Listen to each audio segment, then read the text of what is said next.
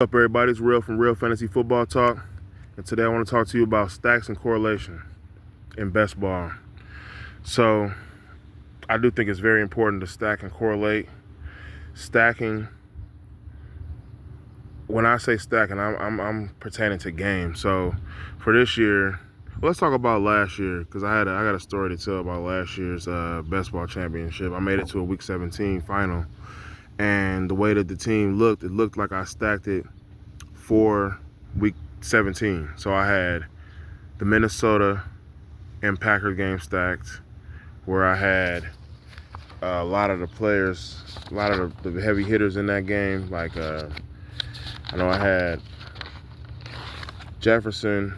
Here goes the team right here. So I stacked the Lions 49ers game. I stacked the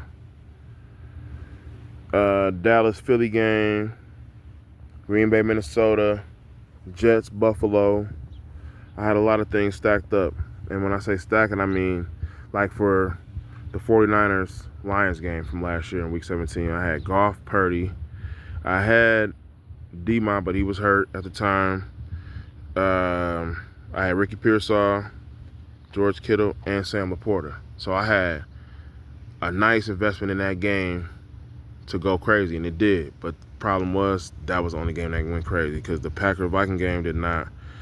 I couldn't get anything from anybody from outside of that Lions 49ers game last year. I didn't get nothing out of it, so I didn't get much money out of the Week 17 finish. I probably got like $400 or something. But that's why this year I got the games, the Week 17 games, all in my head already. Like I already know who's playing who Week 17, and for some I got the Week 16 game. So I got some stacks and correlations for Week 16 to get me to the championship Week 17, and then Week 17 I got some stacks and correlations for that too. And the thing is, what you're doing, especially around this time, it's July, so the season ain't even here yet. You don't know what's gonna happen, but you got a feeling about the teams that's gonna be playing in Week 17, and you're kind of making a bet on which game is gonna go up in points. So you want to have a lot of pieces in the game so you can potentially have some of the high scoring that's going on in that game.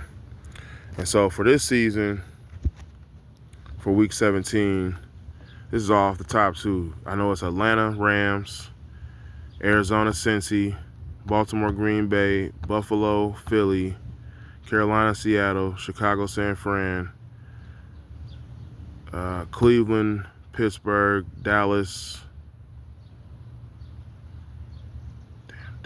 Washington, Denver KC, Detroit Minnesota, and so forth and so on. Like, and you want to pick which game you think is gonna go crazy for that week, so you can maybe stack a game, stack two games, and hopefully become a big winner. Yeah, so stacking and correlating is a big thing to me. Like I said, I had an experience last year where I could have won a whole lot of money, but things didn't go my way. So that's why I got started early this year. And once the schedule came out, I just tattooed it in my brain, like, okay, these guys play these guys, these guys play these guys, you know. And you want pieces of the games that you think gonna go up, and that's why I start best ball early, because you want as many darts to throw at the board as possible. Well, that's gonna do it for me today.